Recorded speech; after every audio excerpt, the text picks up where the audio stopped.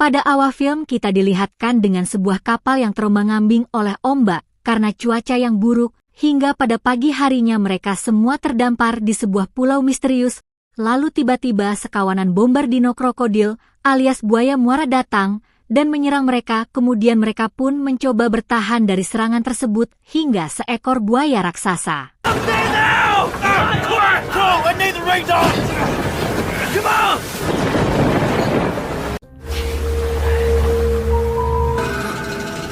Tiba-tiba muncul dan dengan ganasnya ikut menyerang yang kemudian membuat kawanan buaya muara pergi menjauh. Shin lalu berpindah di mana.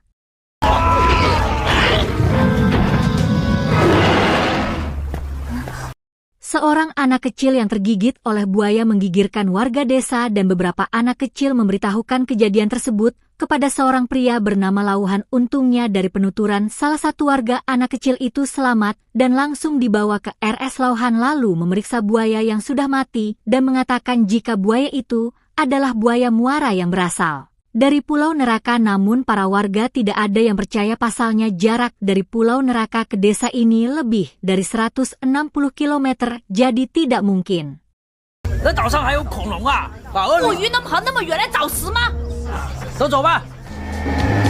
Jika buaya itu mencari makan sampai sejauh itu, setelah itu lo kembali ke rumah kapalnya dan melihat mobil mencurigakan yang sudah terparkir di depan kapalnya. Lalu saat masuk dirinya sudah disambut oleh seorang pria yang sudah ada di tempat kerjaannya. Pria itu lalu menyindir Lauhan, di mana Lauhan ternyata seorang ahli biologi terkenal, si penjelajah Asia yang menghilang.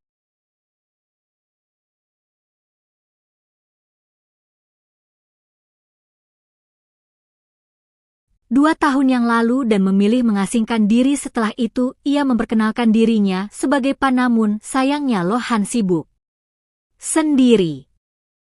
Tanpa menghiraukan Pan karena hal itu, Pan langsung menawarkan sejumlah uang dan langsung ke intinya. Tapi belum sempat berbicara, tiba-tiba seorang presiden grup perusahaan Caixin bernama Kong Mingzu memberitahu jika kapal adiknya hilang sekitar 3 hari yang lalu. Pan lalu meminta Lauhan untuk memimpin tim perjalanan mereka menuju Pulau Neraka, apalagi Lauhan yang pernah mendarat di Pulau Neraka 2 kali. Oleh karena itu jika Lauhan setuju, mereka akan memberikan seluruh uangnya, dan jika berhasil menemukan adiknya tentunya akan ada bayaran lebih. Namun Lauhan yang masih acuh membuat Mingzu menambahkan bayarannya hingga 100 kali lipat. Dengan bayaran itulah tentunya bisa memberi dukungan finansial dari proyek Biofester Asia Tenggara yang sedang Lauhan kerjakan. Tapi belum selesai Mingzu berbicara, tiba-tiba Lauhan memberitahu jika di Pulau Neraka ada 3.000 buaya kanibal dan lebih dari 2-3 wilayahnya tertutup racun, bahkan mereka tak akan bisa melewatinya sekalipun memakai masker gas. Hal itu tentunya sudah memperlihatkan jika Lauhan menolaknya secara halus, kemudian menyuruh mereka pergi dengan membawa uangnya kembali. Namun anak buah Hingsu yang bernama Steve merasa tak terima, bahkan ingin mencelakai Lauhan. Tapi dengan cepat Lauhan memberi perlawanan dengan senapan panah miliknya. Lalu sebelum pergi Mingzu mengatakan jika adiknya pasti bisa bertahan, apalagi dia mahasiswa biologi Universitas California yang berlayar untuk penelitian ilmiahnya. Mingzu juga mengetahui jika tunangan Lauhan tewas saat melakukan penelitian ilmiahnya. Mendengar hal itu tentunya membuat Lauhan berubah pikiran dan akhirnya ia pun menyetujui perjalanan tim untuk menyelamatkan adik Mingzu. Tak lama kemudian mereka akhirnya melakukan penerbangan menggunakan pesawat pribadi milik Lauhan. Setelah itu Lauhan menjelaskan jika di 32 km laut di sepanjang pantai tertutupi oleh tumbuh karang, karena hal itulah perahu tak akan bisa mendekat dan melihat cuaca. Pada saat itu kemungkinan ekspedisi adik Mingzu menabrak ke bebatuan dan hanyut. Jika tidak mungkin sudah tewas karena sempat lain tertutup oleh kabut asap beracun dan tak ada orang lain yang bisa melewatinya. Tak butuh waktu lama akhirnya mereka pun sampai di landasan parkir. Lauhan lalu meyakinkan yang lain untuk terjun bebas. Pan yang takut pun berakhir terjun bersama mereka. Setelah berhasil sampai, Mingzu kemudian menunjukkan foto adiknya yang bernama Kong Zihao, di mana ia dan adiknya sudah 3 tahun tak bertemu karena sebuah pertengkaran. Mereka lalu bergegas. 如果他们还活着，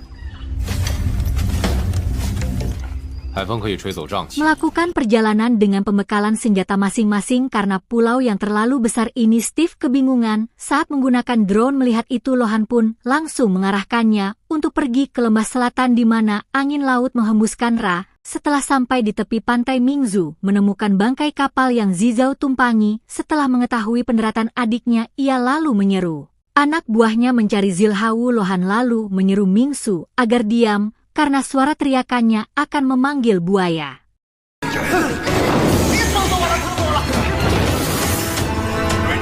Muara tak.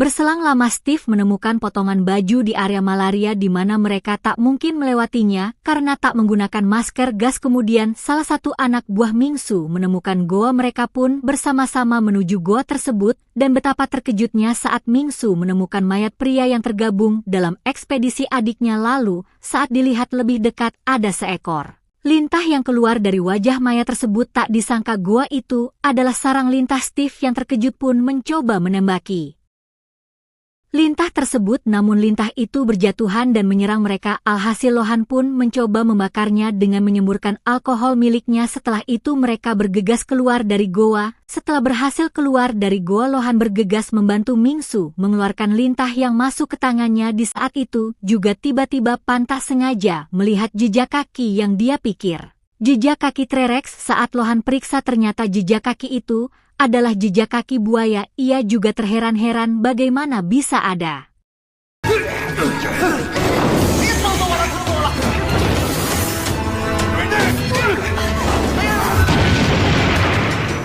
buaya sebesar itu kecuali ada mutasi gen individu. Hal itu mungkin alasan para buaya muara melarikan diri dari pulau ini. Menurut penuntutan Lohan, senjata yang kita miliki tak akan mampu melawan buaya tersebut. Steve yang mendengar itu pun marah dan muak dengan Lohan, apalagi dia seorang pemabuk. Membuatnya tak ingin mempercayai Lohan, namun Lohan dengan santainya menyeru mereka untuk melanjutkan perjalanan agar tidak keburu gelap. Saat di perjalanan, Mingzu membahas mantan tunangan Lohan yang bernama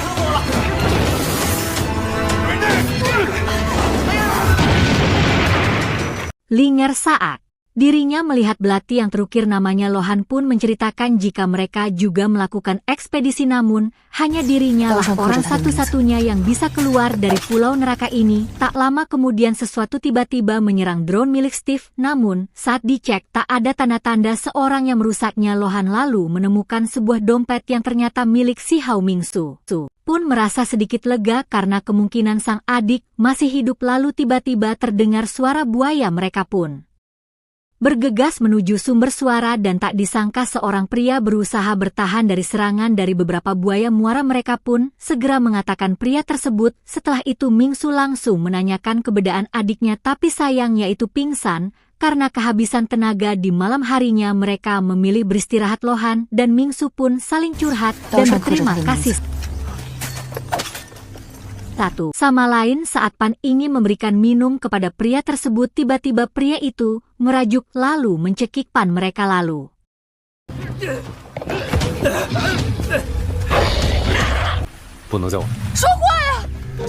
menenangkan pria tersebut. Setelah tenang, pria itu memperkenalkan dirinya sebagai Lucky, si teknisi perahu, di mana dirinya terpisah dengan si Hao karena banyak buaya di pulau ini. Saat pagi tiba mereka melanjutkan kembali perjalanannya, namun kejadian tak terduga menimpa Georgi di mana ia tertarik oleh bunga Venus flytrap raksasa. Lohan lalu bergegas menyelamatkan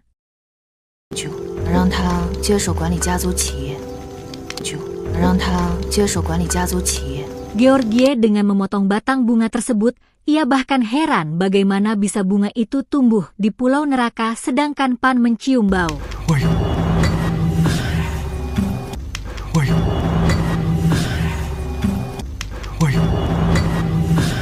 aneh. Ia pun mengikuti bau tersebut dan betapa kagetnya saat ia melihat beberapa mayat yang tergeletak. Lohan pun memperkirakan jika mayat itu sudah meninggal sekitar seminggu yang lalu dan bukan termasuk dari kelompok ekspedisi. Menurut Lohan, orang-orang ini meninggal karena buaya. Jika dilihat dari luka-lukanya, kemungkinan buaya besar yang berukuran 10 kaki mendengar hal itu dan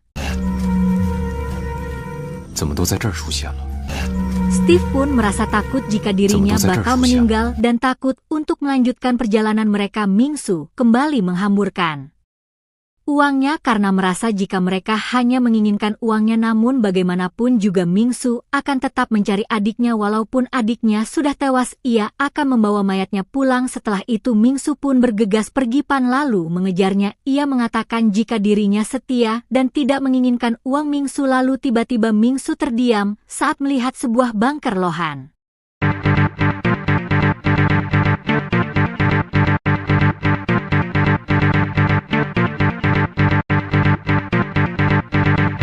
Kemudian yakin jika pulau neraka ini pasti bertuan dan ia memutuskan untuk masuk untuk memeriksa bunker tersebut. Lucky pun ikut.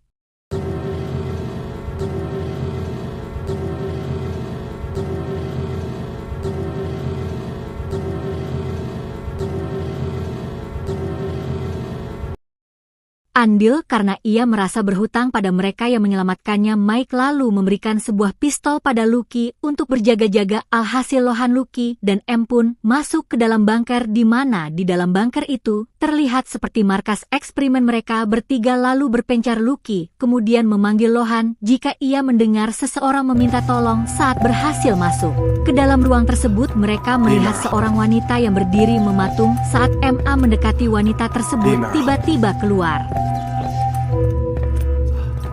里面好，里面好，里面好，里面好，里面好，里面好，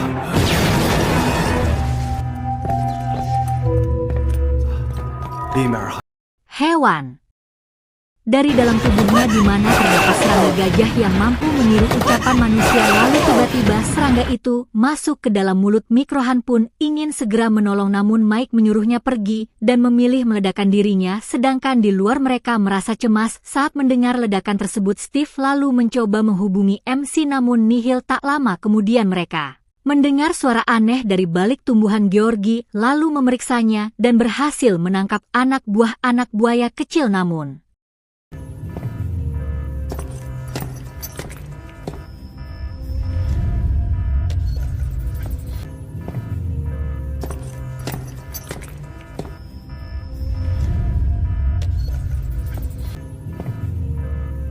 sayangnya secara tiba-tiba datang buaya raksasa yang langsung menang Georgi. Mereka bertiga kemudian bergegas melarikan diri, namun buaya rata itu terus saja mengejarnya. Di sisi lain Lohan dan Lucky masih memeriksa bunker itu. Lucky kemudian memeriksa bagian bawah dan menemukan handiam yang berisi rekaman seorang wanita sebelumnya yang mengatakan jika eksperimen mereka gagal saat membuat monster. Lalu tak disangka Lucky tiba-tiba mengakses data eksperimen pada LCD visual dan langsung memindahkan data yang sebelumnya telah terhapus. Sedang Lohan masih mencari informasi lain di mana ia menemukan sesuatu yang tak terduga. Saat Lucky berhasil memindahkan data eksperimen, tiba-tiba Lohan datang dan menunjukkan foto yang ia temukan, di mana foto itu adalah Lucky dan wanita sebelumnya yang sedang melakukan eksperimen terhadap buaya. Lohan pun segera menanyakan siapa sebenarnya Lucky karena sudah tertangkap basah. Lucky pun memberitahu jika dirinya adalah investor markas eksperimen. Ia menjelaskan jika protein darah buaya bisa melawan serangga super, oleh karena itu ia ingin mengekstrak antibiotik di dalam darah buaya untuk mengobati kanker. Namun menurut Lohan semua itu mustahil karena manusia tak bisa beradaptasi dengan zat imun buaya. Tapi menurut Lucky dirinya berhasil saat markas kilan kontak beberapa hari yang lalu, di mana pesawat jatuh karena racun saat dirinya menuju ke pulau neraka. Lucky kemudian menghabiskan 2 hari. Hal itu pengalaman yang sungguh mengerikan baginya hingga akhirnya ia bertemu dengan Lohan dan diselamatkannya. Lucky lalu mengajak Lohan untuk bekerja sama mengeluarkannya untuk menciptakan sejarah obat-obatan manusia, di mana tabung darah seekor buaya dapat menyelamatkan 500 manusia untuk membuatnya kebal terhadap kanker sejak lahir. Namun tetap saja Lohan tak setuju walaupun berhasil, karena mungkin saja Lucky hanya menjualnya kepada orang Kaya demi bisnis, akhirnya Lohan pun membawa Lucky agar nantinya ia serahkan kepada polisi, namun tiba-tiba Lucky memberi perlawanan dan akhirnya mereka pun kelibat perkelahian. Di situ Lucky berhasil menembakkan bius ke kaki Lohan hingga membuatnya tak sadarkan diri, sedangkan buaya raksasa terus memburu mereka bertiga. Mereka yang terpojok membuat Steve berkhianat dan kabur dengan menembak kaki Pan Mingsu, kemudian membantu Pan kabur dari kejaran buaya tersebut hingga akhirnya ia tak punya pilihan lain selain pasrah. Namun tiba-tiba seorang menolong mereka dengan melempar gas air mata ke buaya tersebut, dan siapa sangka seseorang yang menolongnya adalah adiknya sendiri, yaitu Zihao. Mingsu pun sangat senang karena adiknya yang ternyata masih bertahan hidup, tapi sayangnya kebahagiaan itu tak berlangsung lama karena Lucky tiba-tiba datang dan menyandra mereka untuk dijadikan sebagai umpan. Menarik perhatian buaya, mereka bertiga pun digantung di atas pohon, sedang Lucky mengawasi sambil menunggu Bu datang tak lama. Kemudian buil dipancing dengan darah yang menetes pada telapak kaki Pan. Lucky pun segera menembakkan bius kepada buaya tersebut hingga membuat sang buaya tak berdaya. Setelah itu Lucky membebaskan mereka bertiga dan menghampiri buaya tersebut untuk mengambil darah buaya, namun belum sempat menyelesaikannya tiba-tiba buaya itu sadar dan langsung menyerang Lucky. Tak sampai di situ, buaya itu juga ingin menyerang mereka bertiga. Untungnya Lohan datang dan membantu menyelamatkan mereka, tapi sayangnya Mingsu berhasil diterkam dan dibawa oleh buaya tersebut ke dalam sungai Xiaoho. Tentunya sangat terpukul melihat kejadian itu. Setelah itu Lucky yang masih sadar memanggil Lohan dan membenarkan apa kata Lohan, di mana buaya itu mempunyai 7 patogen biologis di dalam tubuhnya dan tidak akan bisa dibunuh. Kemudian Lucky pun menyuruh Lohan untuk segera pergi dari pulau neraka sebelum ia mengebuskan napas terakhirnya. Tak berselang lama tiba-tiba Mingsu terbangun di sebuah goa yang kemungkinan